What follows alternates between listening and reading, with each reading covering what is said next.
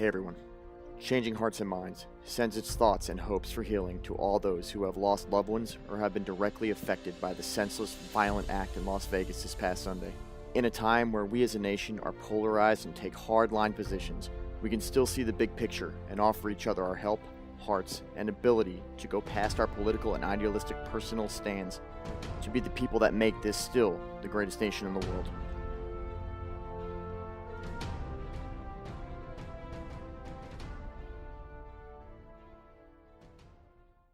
Can you keep a secret?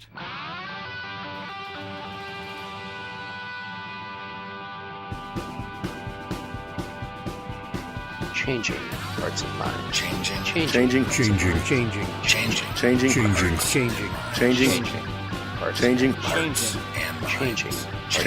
and minds. Changing hearts and minds. Changing hearts and minds. Changing hearts and minds. Changing hearts and minds. Changing hearts and minds. Welcome to Change Your POV podcast.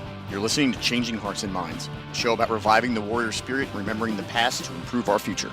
I'm your host, Jeff Adamec. Let's get this party started. Ladies and gentlemen, am I totally screwed or what? You're funny. I want to discuss all this behavior. Let me out of here! Guys, please take time to visit iTunes and rate Change Your POV. We do read and take into account all the feedback and your ratings. They do give us a lot of help and get us more exposure. So please go to iTunes, rate us 1 to 5 stars, and please take some time to write down what it is you like about the show and how the show's affected you, or any advice you have, or any kind of things you'd like to see in the future. I also challenge those who'd like the network to go to our Patreon page at www.patreon.com/changeyourpov. Donate $1. You can make a big difference for our shows and help us be able to help others. You also can unlock Patreon-only bonus shows and benefits for yourself. So please, go and take a look. Become a member of the network.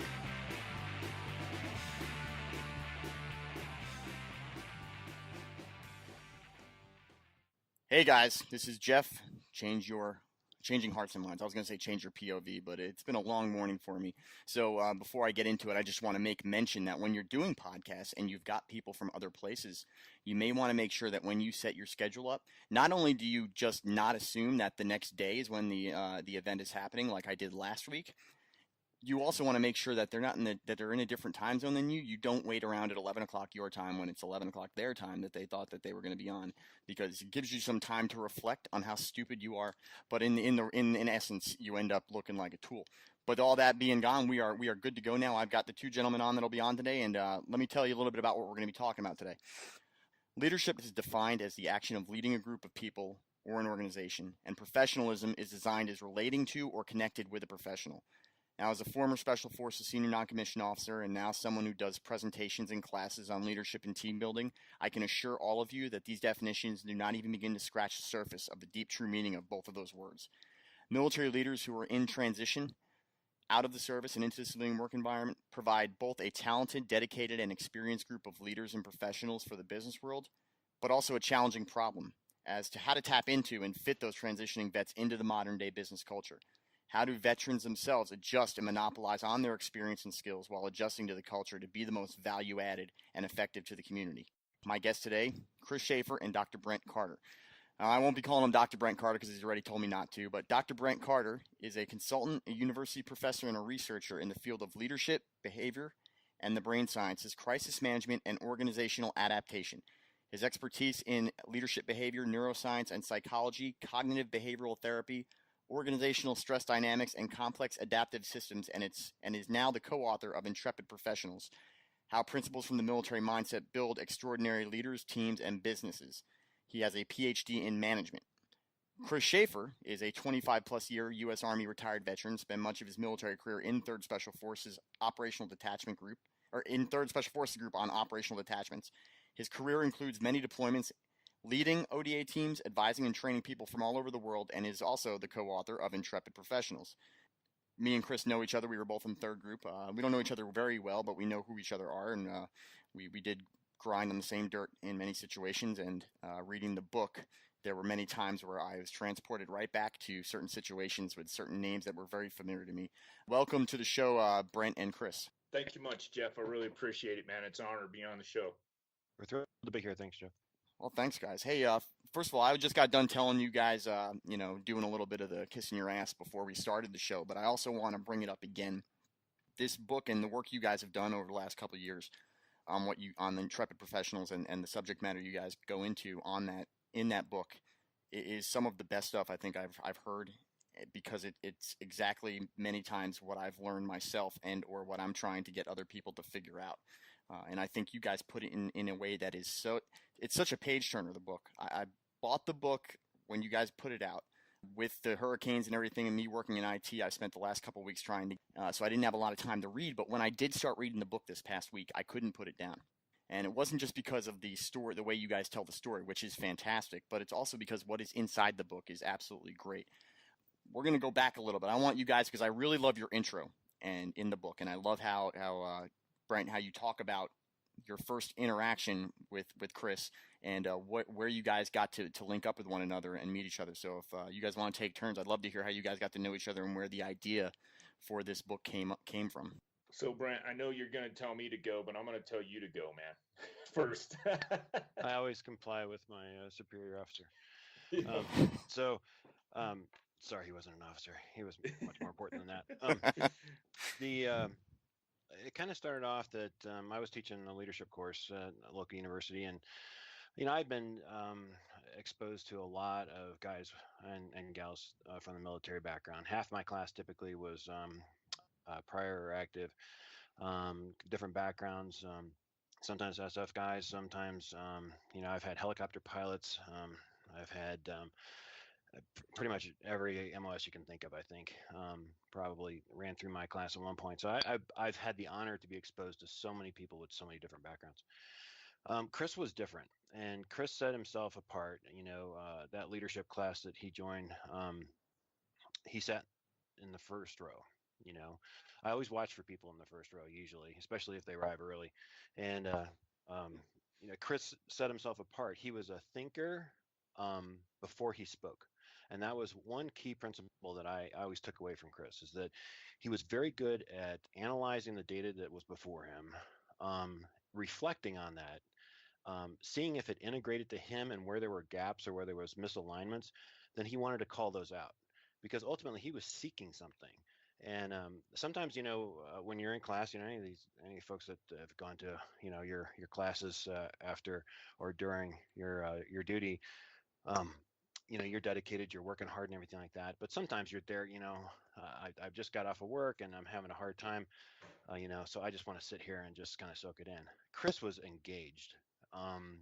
And I never felt that there was ever a class where he wasn't willing to call me to the mat, and we would work stuff through in the class. And that mindset really triggered something in me, to want to go deeper, to want to understand, where does that come from? How does that quality about an individual get nurtured and built to where it exposes itself in situations like a classroom?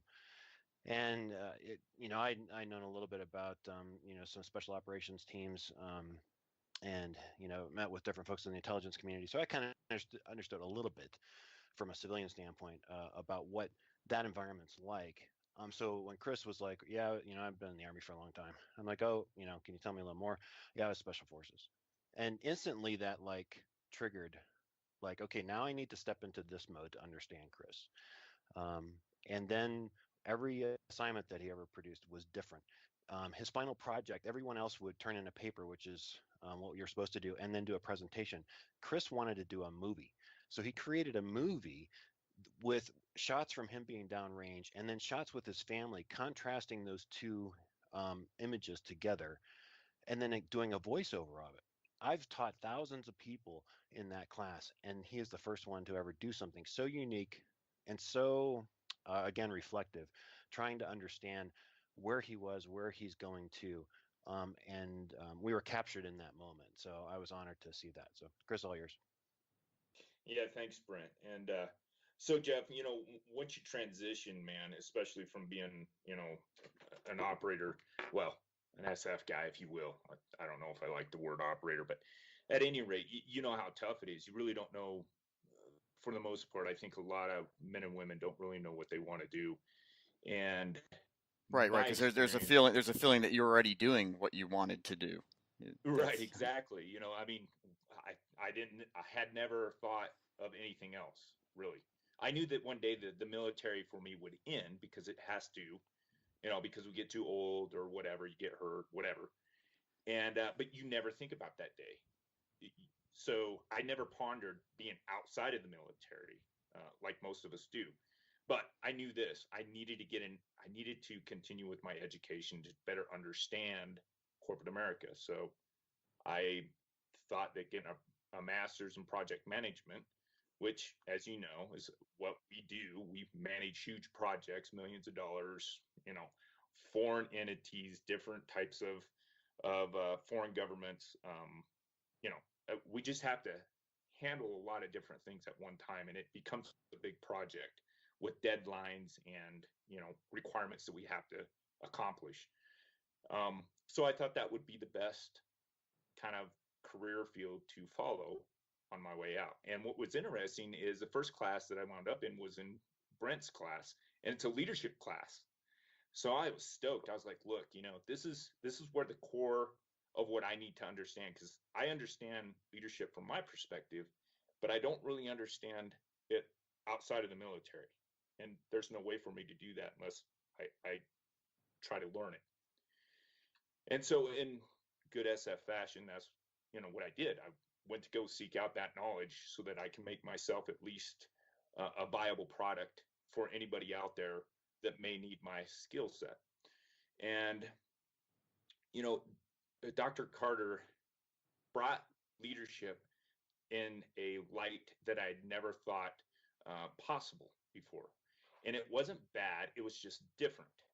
And it struck me as being very interesting, and that there would be a lot of things that we could collaborate together to make things better. Obviously, Brent and I, once we started writing the book and Brent and I would sit down and have coffee, Brent would say, leadership in the civilian sector is broken. And that's a hard thing to fix. And when we would have conversations in class, Jeff, it was almost like just Brent and I together, everybody else disappeared.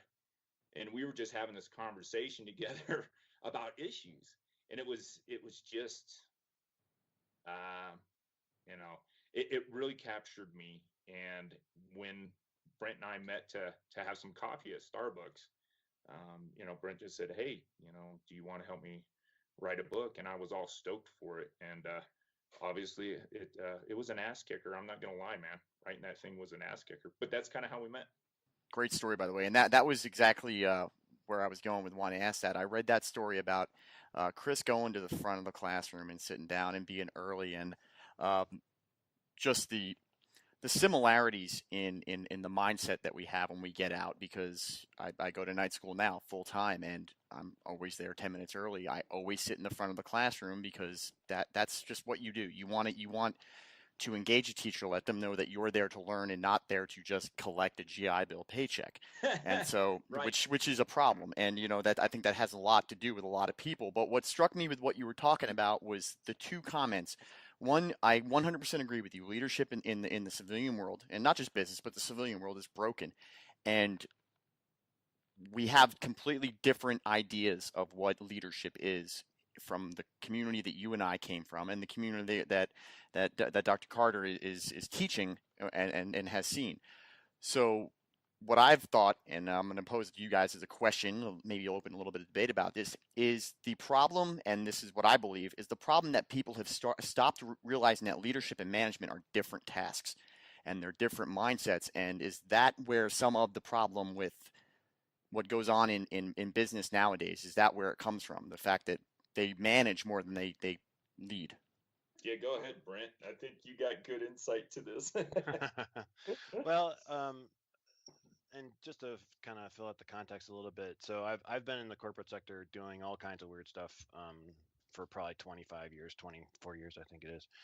So I'm not doing this from just a research standpoint, like getting an interview with some CEO or anything like that. But I've lived it, and I've seen, being in leadership roles myself in different corporate agencies and organizations. I've seen the challenge, and exactly what you just said is that they're so busy with the day-to-day management of activity, and it's managing of resources. A resource could be a person, a resource could be a manufacturing line, a resource could be an IT application that they got to have complete by fourth quarter. It's managing resources. um, the challenge with that then is that when you have individuals, people that are human beings, that have families, that have lives that they go home to, hopefully at 5 or 8 or 10 o'clock at night, um, those people need things, just like that leader needed things to get to that leadership role. The problem that I see is that those teams are often not being fed, and they're not being fed because one is that there's no time, or there's the perception of no time. Number two, leadership takes time, and that's the perception of that, not the reality necessarily. And the third thing is that they don't know how. Most of the time, the leaders that I've ever seen are typically emulating what they have been led by. So they're either attaching to it, mimicking it.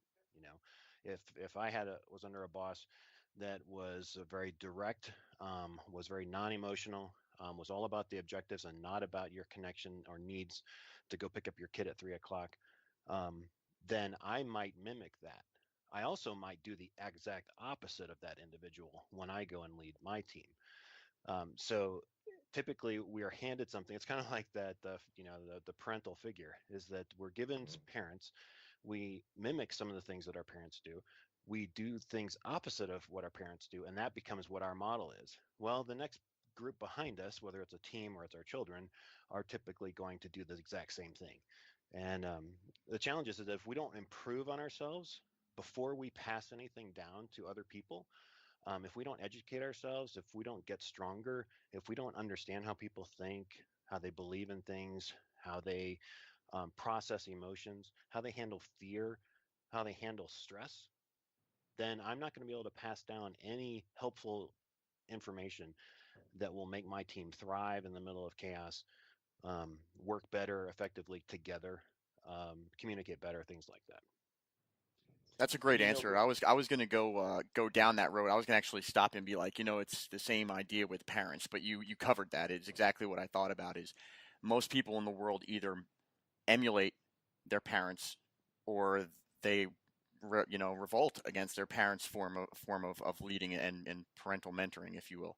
And I think you're absolutely right. I think that Chris, you can probably, I'll let you jump in on this, but are you or are you not convinced that you are a conglomeration of all the different military leaders that you've been exposed to? Because that is what I believe I am. I think I've taken all of the things from the different military leaders I've had, and I've placed them together into a manner that is effective and not just fulfilling to the job at hand, but fulfilling to me as a person, making me feel like I'm getting the job done. What do you think? Yeah, I totally agree with you. And that's the way Brent kind of, I think, wanted to teach us how leadership is developed in each one of us. And he had some really interesting uh, events, if you will, exercises that we had to do to be able to reflect. And you're absolutely you're absolutely right, Jeff. I mean, we see good ones, we see bad ones. Not all military leaders are good. Some of them are horrible, man. They're terrible. And you as well as I, and even Brent, I'm sure we can all name those guys that were just pure, well, they were assholes. Let's do Um, that. Let's really make this yeah. podcast interesting. No, I'm just kidding. I'm just kidding. Right. But yeah, we remember those guys, right? We kind of forget about those mediocre dudes, and we remember the stellar ones. Yeah, You know, the I stellar ones and the really bad ones, the ones that are the polar opposites of the spectrum. right. And I think you're absolutely right, and that's how Brent brought me to my awareness was, who have I become as a leader, by reflecting on who those guys were, how they affected me, who was a fence, who was a mirror. And what I mean by offense, and Brent, you could probably explain this a little bit better, is somebody that barred you from doing something. But all those leaders had influence on how we actually interact with our peers or employees, if you will. And I think that's the big thing that's kind of missing there. I mean, there are good leaders in corporate America. Don't get us wrong. And there's lots of stories that we could pull that demonstrate a mid-level manager that actually took care of these people in dire circumstances. Obviously, you can't relate what happens in the military to what happens in the corporate side. Yeah, but I think that's where where Brent and I really were able to get that synergy going for the book itself, to be able to demonstrate that, hey, look, we have similar types of, I guess, methods that we learned to how to become leaders, and to how it's different from managing people. And I see that in the corporate world now more and more, that it is more of a task to manage the day-to-day activities, because it's just almost overwhelming. I mean, yes, for God's sakes, I mean, you get 200, 300 emails in your inbox. For us in the military, I'm staying until every single one of those things is answered. that is Or correct. I got to get on the phone, right? Right, Yep. Jeff? And I better be calling somebody if I can't answer that question. But I will not leave the office until I answer every single one of those. Well, we have a hierarchy in the military that helps reduce those numbers, and each individual has their own little piece, especially on a team, where we can focus on one thing.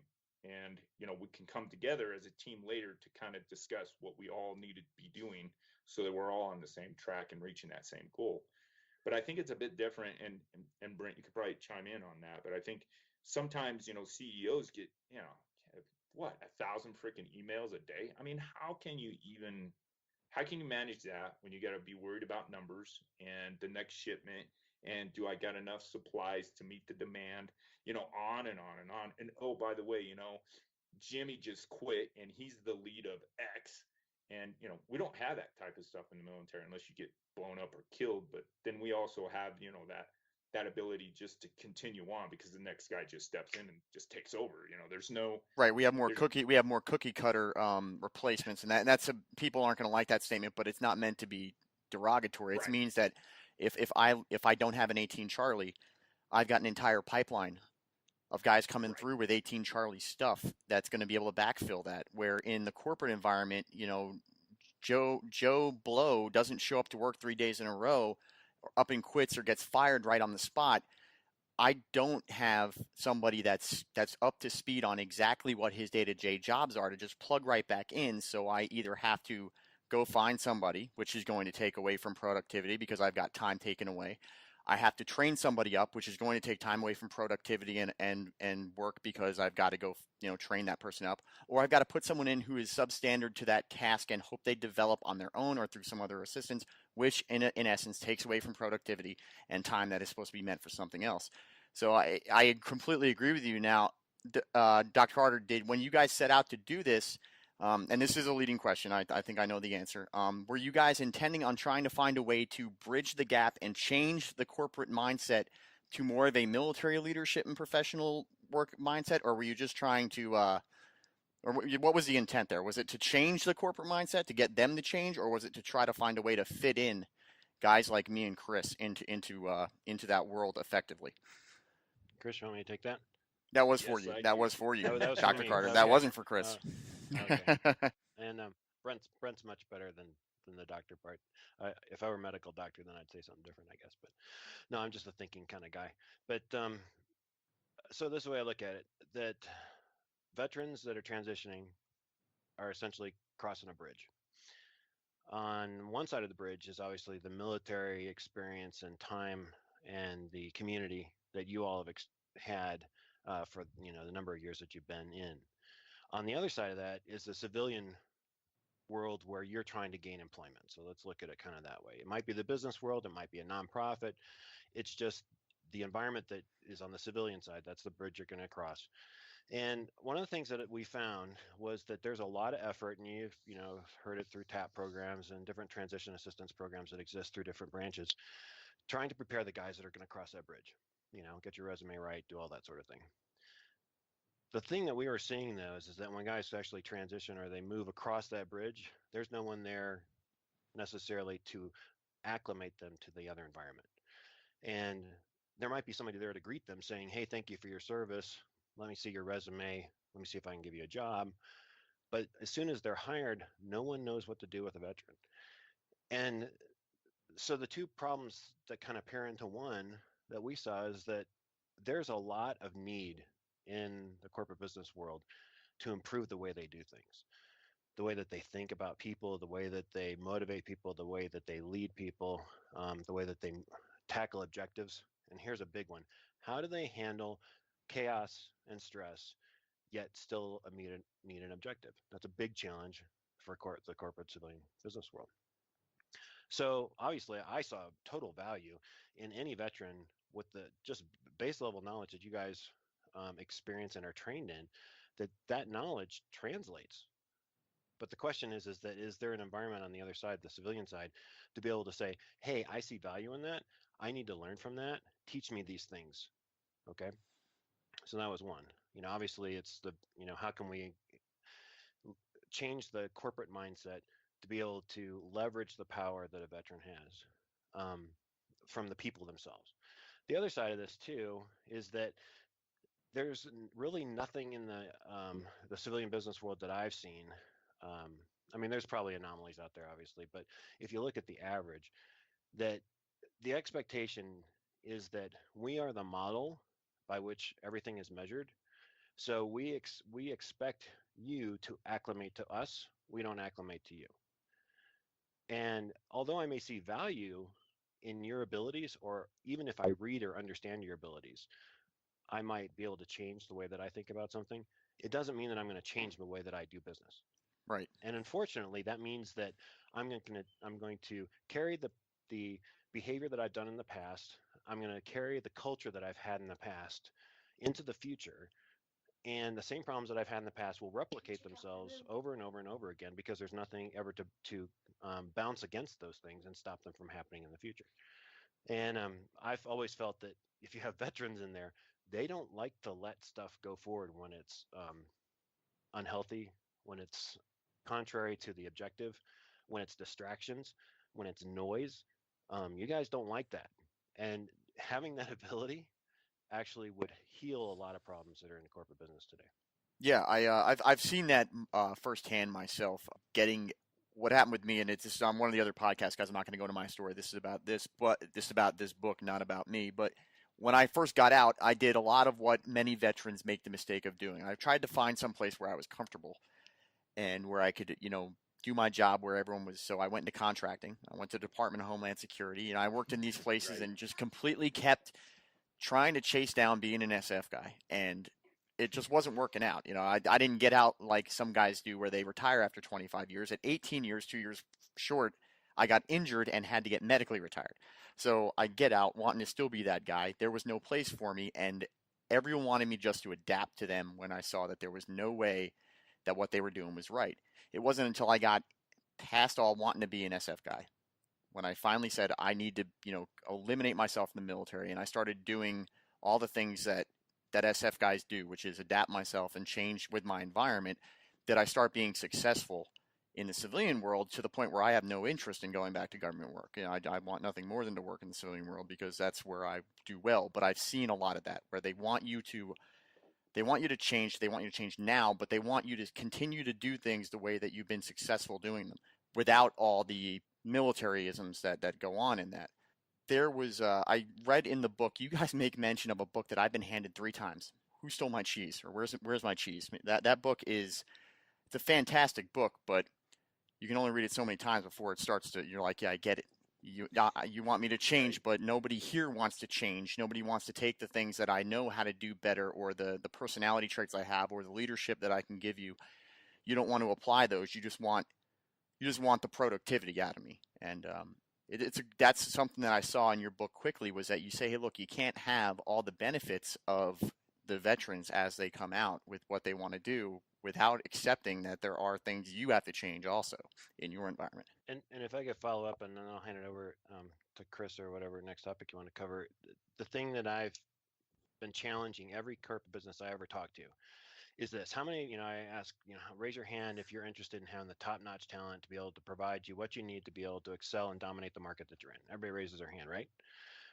They raise their hand, and then I say, okay, what kind of business would you be if you could go into a job fair and say to all the veterans that are there laying down resumes on stacks of paper on tables with people that are just saying, hey, leave your resume here, we'll be in contact with you, maybe. A lot of the guys that you guys have experienced that. What if you were the one business that was in a job fair that said, if you would like to work for a company that understands that you have value to bring, that are outside just you doing what your job is, would you like to work for us?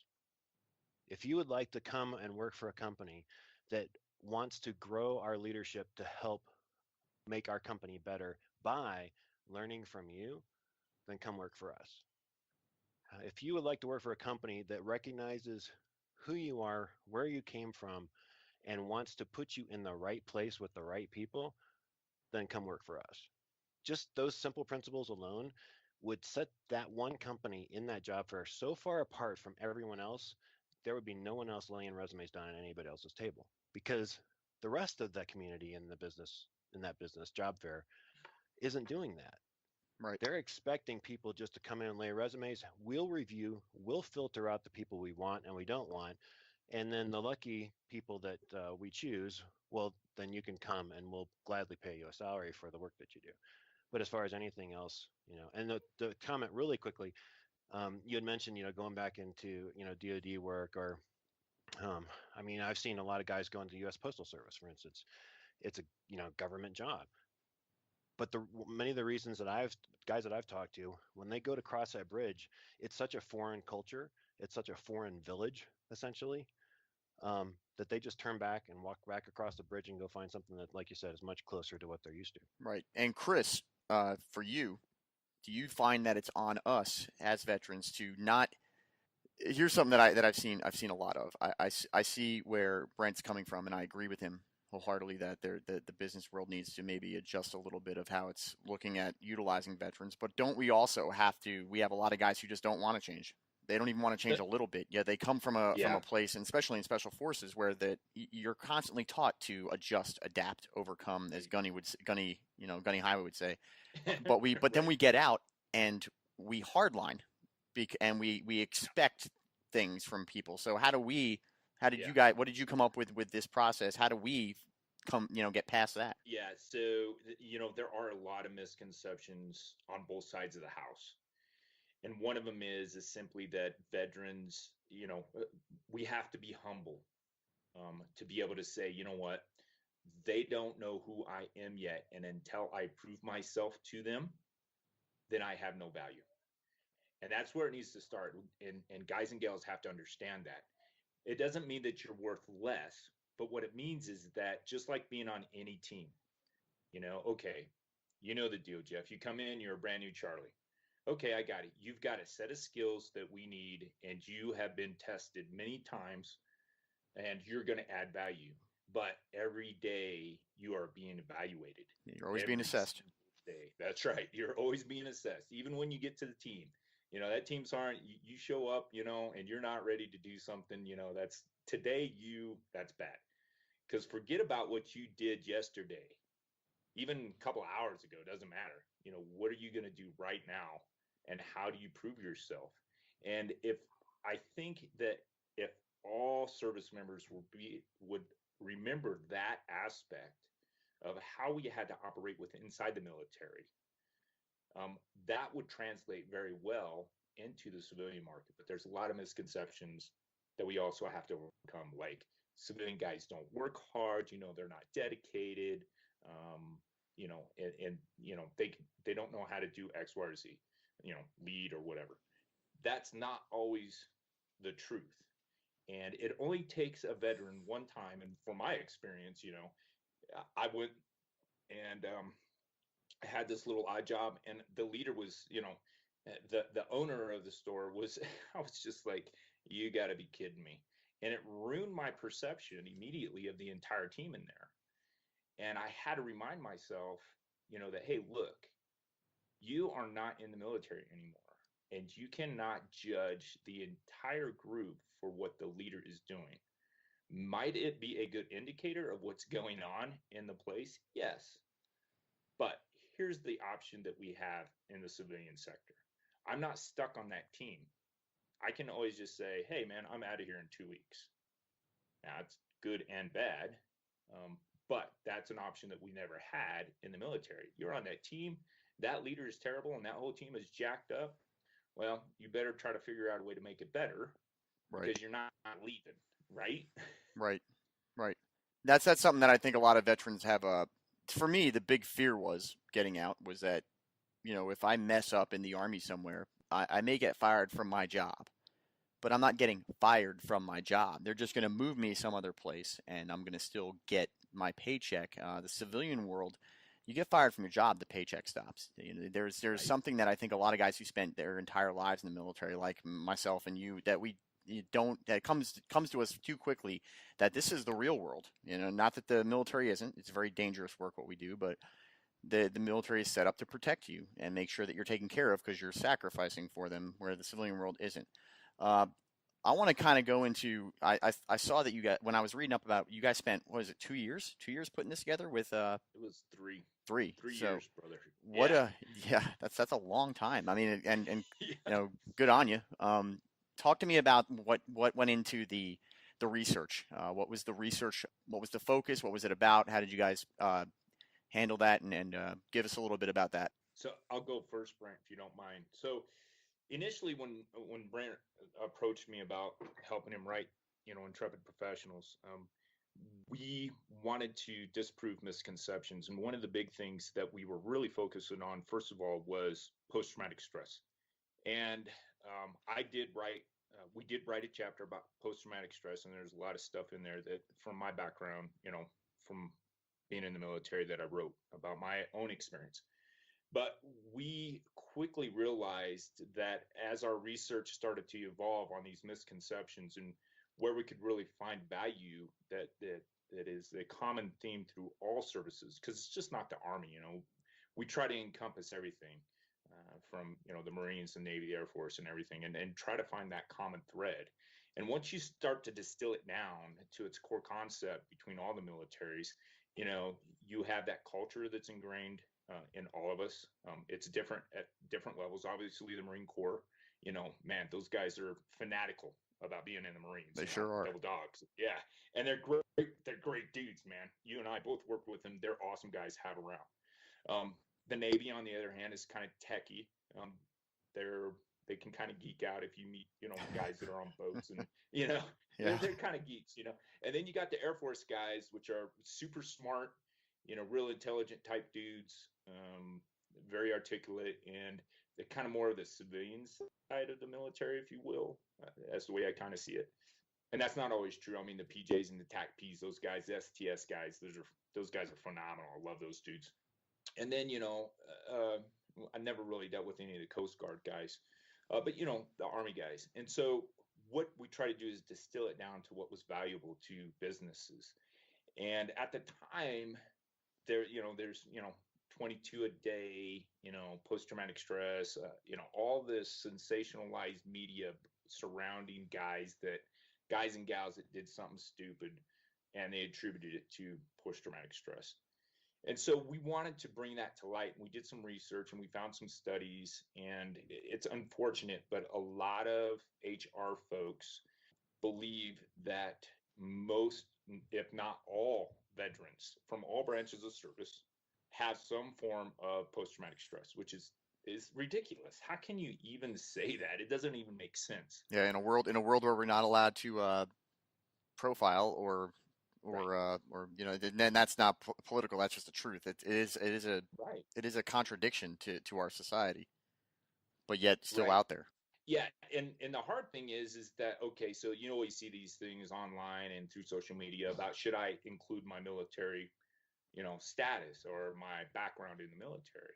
And there's always discussions about that, whether I should put it on the resume or where I shouldn't put it on the resume.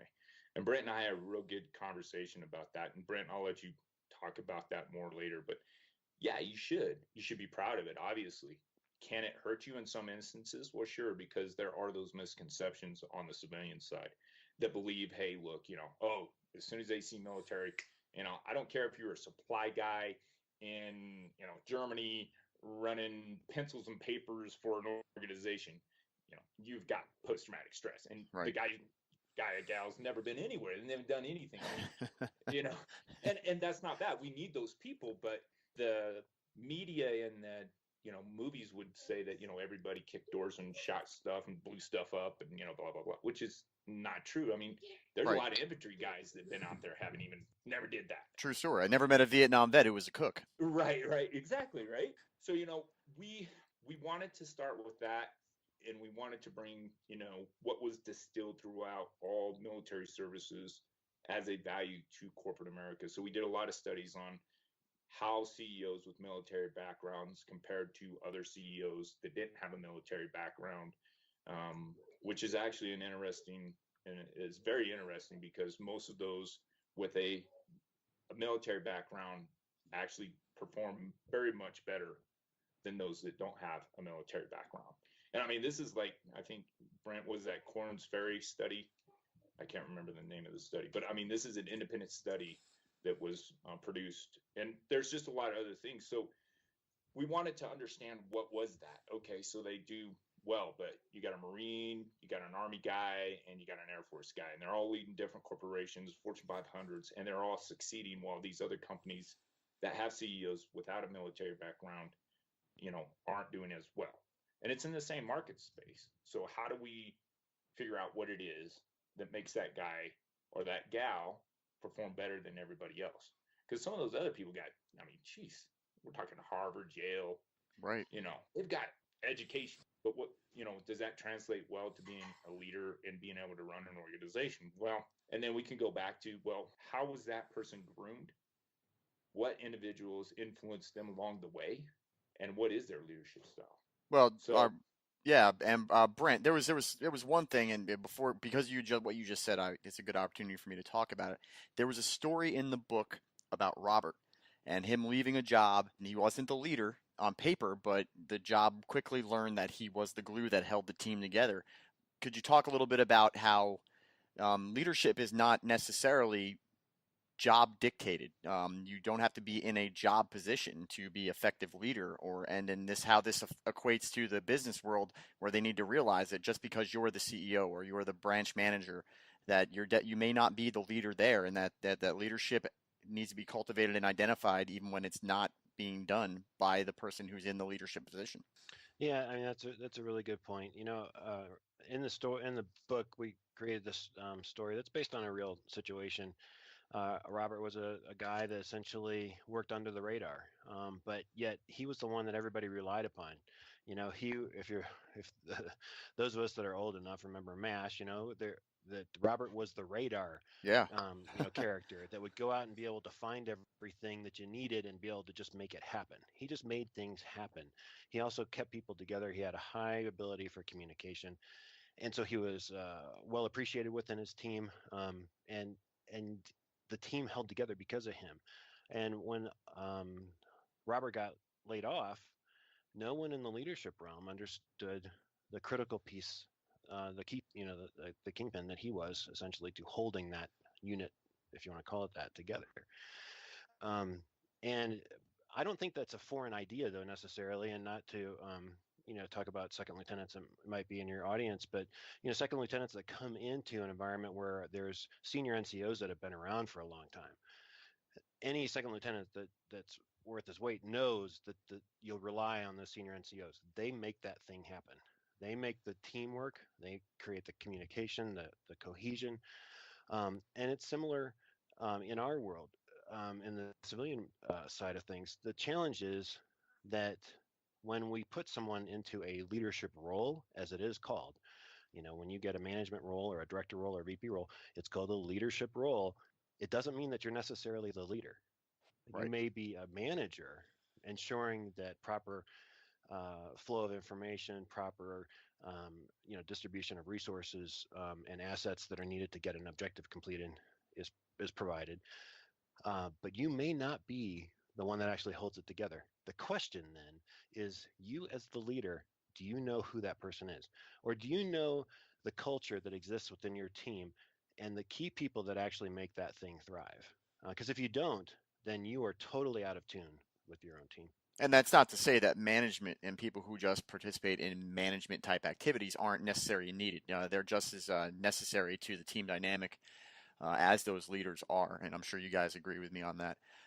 I think there's been a recent, and even I have been victim of the mindset that, management has become like a dirty word, when it comes to talking about leadership, without realizing that it is just as necessary to have someone who's there to manage as it is to have someone there who is the leader. Yeah. And Jeff, I got into a discussion with another instructor of mine. He was an HR professor, and we got into this deep conversation about the differences between leadership and management. And we came to the conclusion, obviously, after talking about it, that, managers can be leaders and leaders can be managers, but there's two different there's differences between those two that separate the jobs or the abilities to be able to do those two things. Right. So when you went through this 3 years of this studies, interviewing people, calling together some independent research, what is it that you guys discovered at the end when you looked at everything that you did not expect, if there was anything? Yeah, Brent, you want to go first? 'Cause I'll talk. Sure. No, I mean, I would say that the first thing that I realized is just how concerned people are about conflict. In fact, when we actually did a study essentially looking at who was most interested in what kind of topics, what was the thing that concerned you the most? And it wasn't necessarily being able to do my job well or meet my objectives. It was how to handle conflict within the organization. And that could be not necessarily your team. It could be, organization to organization, department to department, working with your own boss, But how do I manage that conflict in such a way that I don't create barriers to future communication or future opportunities that I might have? I don't want to create barriers to that. And so that was a little bit surprising. I actually thought that it was going to be more along the lines of how do I understand people better? How can I lead more effectively? How can I motivate? How can I meet people's needs? And honestly, some of those topics actually dovetail into conflict management. But Right. There was an overarching concern about conflict. Did you guys find any solutions that you present and I don't want to give away all your stuff in the book, but do you guys find any methods to address that concern? I know that you have an entire chapter that is just on conflict in the book, and which, like I said, so I was just wondering what was your final thoughts on how to handle that as far as the veteran and the business mindset? Well, giving it too much away, and I'll let Chris jump in really quick. But the biggest principle that I've seen, and actually relates to a chronic problem within civilian businesses today, is the ability to listen.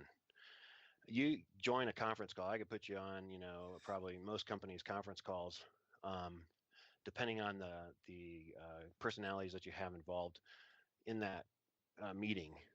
You can watch where the conflict flies up, and it's mainly because people aren't willing to listen.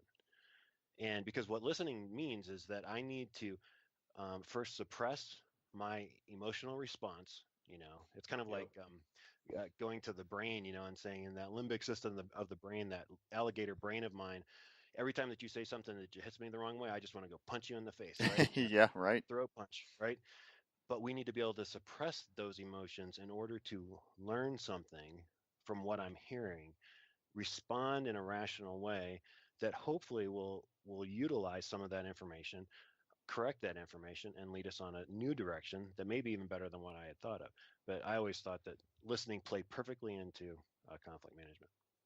Yeah, and you're right, Brent, and that is so key. And people, Jeff, people don't do that very well. No, And they don't. You know as well as I do. No, they don't. Man. They don't want to listen. They want to go straight to knife handing. That's right. You're so right. And when you're in a foreign country and you've got that language barrier, and you're trying your best, man, you have got to overcome a lot of your preconceptions, and you've got to make sure that you are going to challenge your assumptions. Yeah, I love how you guys go into that assumption part in the book too. It really, even now, and that's the thing. I'm learning stuff from the book and that's what I love about it. Yeah, and so remaining in the moment is so key to being able to solve problems, and I think what we mean by remaining in the moment is simply just stop, look, listen. It's like SEALs when you're a ranger, being able to sense what's going around. Just stop, be quiet. Yeah, and SEALs guys, for the non-military, we're not talking about SEALs SEAL. We're talking about SEALs stop, listen, and all that stuff that's done in Ranger tactics. It's a different SEAL. It's not SEAL. So yeah, no, absolutely right. That we learn. Yeah, that's another thing that we learn, and being able to remain in that moment is absolutely essential to being productive and getting to the solution. And so, our leadership chapter, and I know we haven't been over this yet, but our leadership chapter was actually chapter 4 when we started the book. It became chapter 1.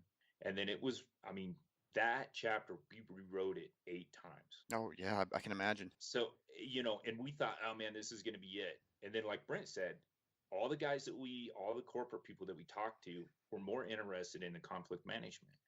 And we were like, wow, that's interesting.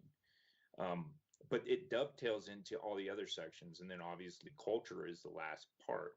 But the leadership and the culture part, obviously landed on the ends, because that's kind of what distilled down throughout all the military, branches. It boils down to it. It really has to do with the culture in the corporation or the company or the team.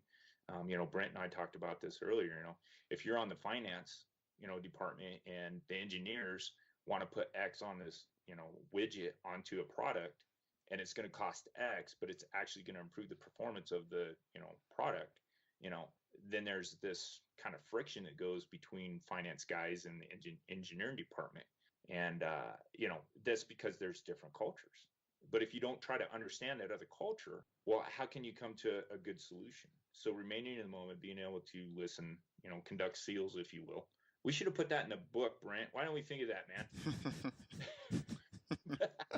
Probably because I was thinking SEAL. We're not gonna put SEALs in this book. No offense. We don't want anyone losing any equipment, so therefore the SEALs can't be in there.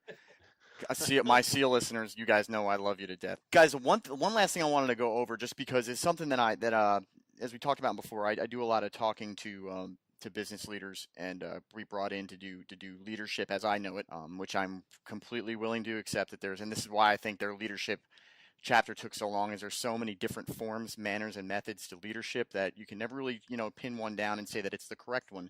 And that goes into what I wanted to ask the gentleman about now. One thing that I think that hardcore military, and when I mean hardcore military, I mean guys who never take their step into the area that me and Chris were in, where you learn about thinking outside the box. They have a my way or the highway, and everyone will be treated the same. I have come to find through and this is I think the greatest leadership lesson I ever learned, was that you cannot treat everyone the same, that you need to adapt your method of leadership to the individual, and that a good leader is not someone that expects everyone to change to him, but expects himself to be able to identify and change to the person and their method of learning and motivation. And I just wanted to get both your guys' thoughts on that idea. And it's okay if you disagree with me, because, again, I'm not 100% right all the time. You guys wrote the book. I'm on a podcast where I talk about weird things all the time. So, but your guys' thoughts on the adaptability of a leader, and whether it's more important for the leader to change his method, if everyone should be treated the same, or if people should be treated the way they need to be by the leader to be most effective. Well, you want to go, Brent? Oh, thanks a lot. All right, so I'm going to be a cold-hearted bastard for all of my civilian friends, okay? For a leader to assume that their leadership model is all that anyone on their team needs is either ignorant to the problem, or they're so prideful that they're lost in their own image. And Brent, you can come on the show anytime you ever want. You hear me? Anytime you want, that? You can come on the show anytime you want. After. And I mean, not to be harsh on any military leaders as well, but sometimes the best leaders are the most selfish guys that because failure is not an option. Unfortunately, that puts a lot of people at risk, kind of thing. Sometimes that works. Situation, yields itself to be able to work that way, but most things in life don't work that way. So from my perspective, it's either pride or it's ignorance that says that my model is the best model. That being said, you can't go and change to everyone's needs because then you don't have a standard by which anyone can believe in. There has to be something that you create, a level platform by which everyone is elevated to, and then everyone is individually connected to. And so that way you can set expectations, you can set objectives on where we see or where I see from a leadership standpoint us needing to go. These are what the mandates are from our leadership teams as to where we need to go collectively. So I can communicate those at that baseline. So it does elevate everyone. And then the next thing I need to do is go and say, hey, Bob, what's your best learning style? Should I be sending you off to a 1-week class, or do you like working remotely, getting your nose in a book? What do you prefer? Because if I send this whole team off to a class and you're not going to absorb it, I just wasted thousands of dollars on a week of labor. Right. Yeah. But if I connect to you and understand you, then I can meet your needs. And not only that from a training standpoint, but I can meet your motivational needs. I can understand your family more. I can understand where your biggest stressors outside of work are. I can understand how those might play into how it affects me as a leader.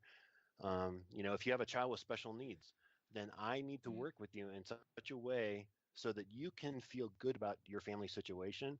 I can't fix your family situation, obviously, but I want to accommodate it in such a way that you are contributing fully to your team while still being able to meet the needs of a very important child in your life. And that a lot of leaders would say, oh, I don't want to go down to that. You get really into messy territory when you start talking at that level. But I think that until you understand what the motivators are for the people that you work with day to day, it's very difficult for you to motivate them and get them to high performance level. Right, right, and to be clear, that's what I'm talking about is understanding the different needs and the learning styles, especially is because there's a lot of people that just, hey, look, we're going to do it all this way, and I'm not I don't need to understand you as a person. You just need to understand that this is how I'm going to do things. So I agree 100% with you. What about you, Chris? What say you? Yeah, I say that you're absolutely right. As a good leader, they have to leverage what talents that each individual has to be able to plug them into the right spot to perform at a exceptional level. And you can't force people that don't have abilities to do something and try to make them do that one thing. It's indicative of us on a team. Some guys are big and they're strong as hell, and they're not going to run very fast. So I don't want them to run. I want them to lift me out of a burning truck with all my kit on. Right.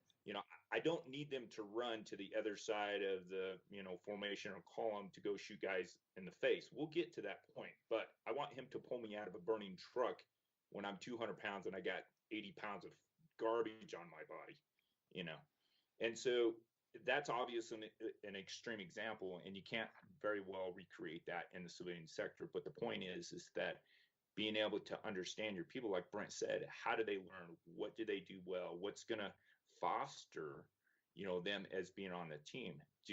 Are they concerned about their families? Yeah, we all are. But do they have special needs? Okay, well, we need to take that in consideration instead of you will show up on, Right. And I get that kind of misconception about corporate America. It's just, work them until they burn out and then throw them away, and it's like, whoa, these are people. These aren't just a cog in the machine, man. Right. If you want to succeed, you've got to have people that are going to want to stick around. Because like you were saying, then the guy gets fired and now, oh my God, he just left with all the knowledge, but I don't know that because I'm not even trying to understand who these people are.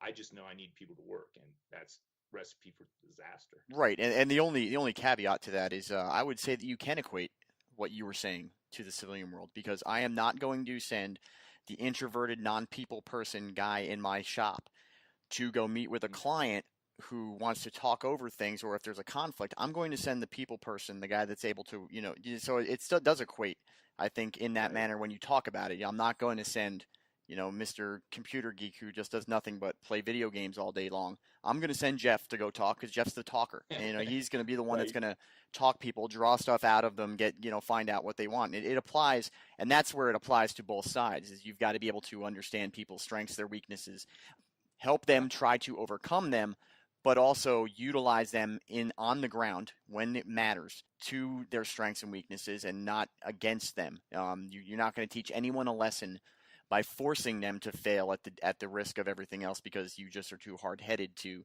be able to identify, but you aren't going to do them any justice if you don't try to help them get to that point eventually through the non-critical times, in my opinion. I have a lot of guys at work where I work at in IT who have a fear of failure. They will not try anything because they're so afraid to fail, and that fear to me is such a, you've got to get past it. I tell them, listen, you're never going to excel. You're never going to be able to do things that are great if you're afraid of failure, because failure is going to come and it's going to happen. But the people that do the greatest things in this world, who are people who look fear in the face and say, I'm willing to accept the failure because I think that I can still achieve stuff.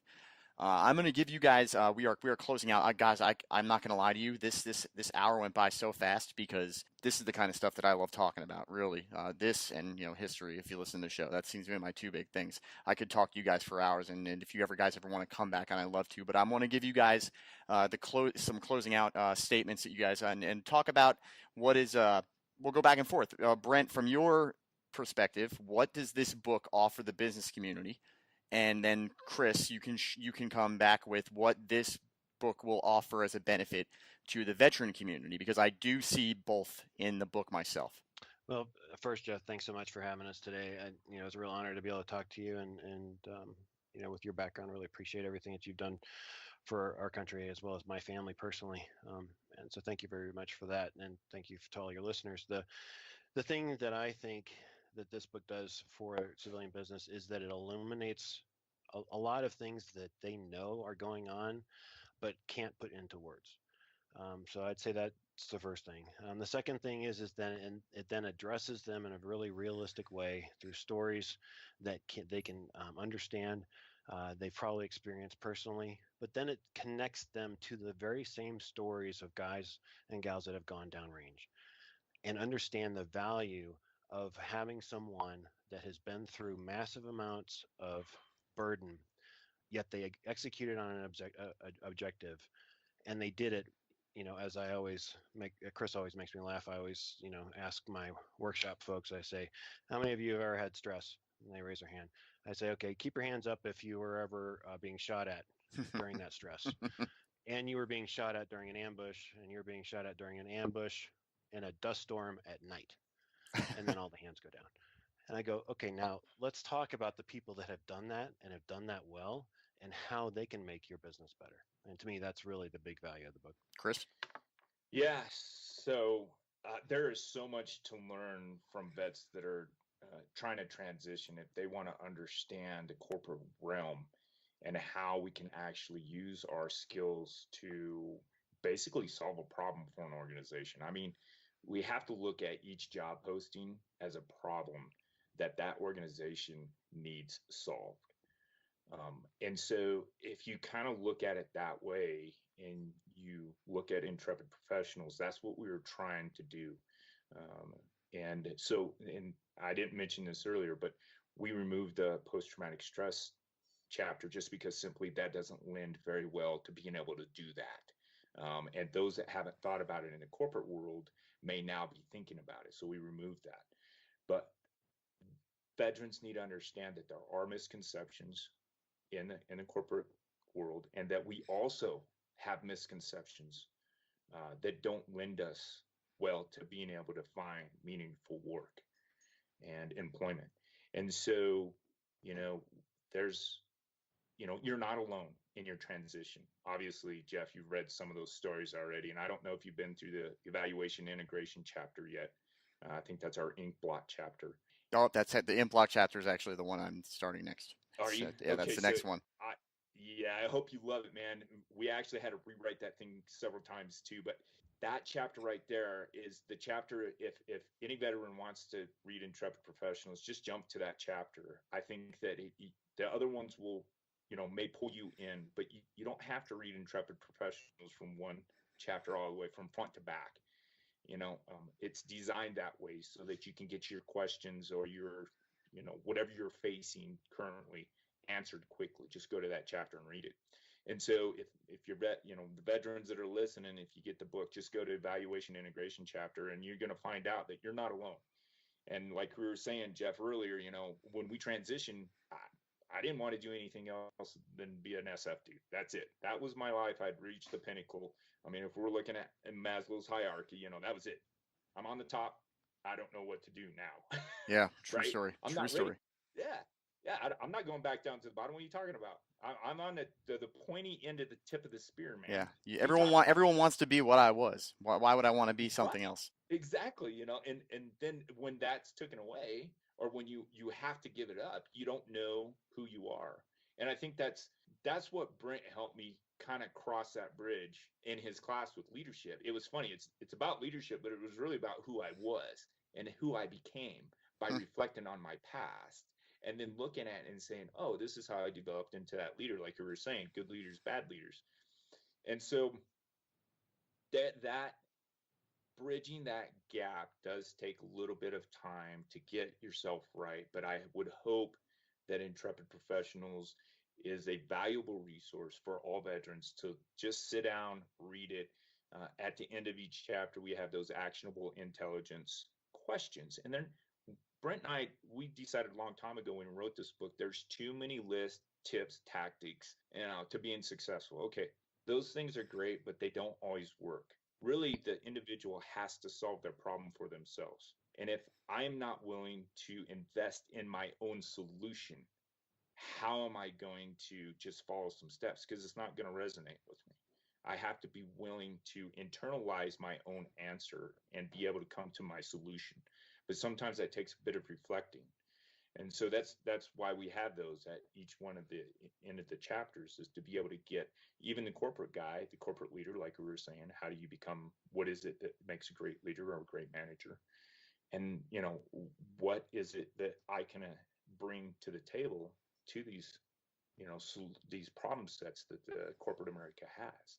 And being able to reflect on that is tremendously important and, very valuable. So I hope that, that helps veterans make that transition a little bit easier. Anyways, it's never going to be completely easy for some of us, especially in the combat arms.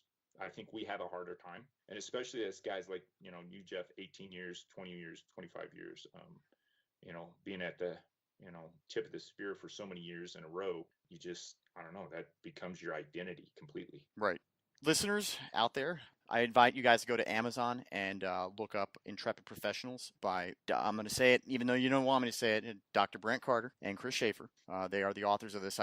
Guys, I recommend this book here on the show, and what Changing Hearts and Minds and the Change Your POV podcast network is all about. I recommend this book above all others right now. I really think that if for one of you guys, you need to go out there, you need to get this book. It needs to be the next thing you read, especially if you're transitioning, if you're getting out there. And for the business leaders out there, my cousin Scott, who listens to the show, is a business leader in New York City, working on building, veterans project management programs. This is the kind of book. I've already told him that he needs to read this book, and go and find that book. The link will be on the show notes page, along with pictures of the book and any links that afterwards that Brent and Chris want to give, if they have pages that they want to put out. Do you guys have any pages right now that you guys want to say out loud to direct people to? Yeah, I mean, go to intrepidprofessionals.com.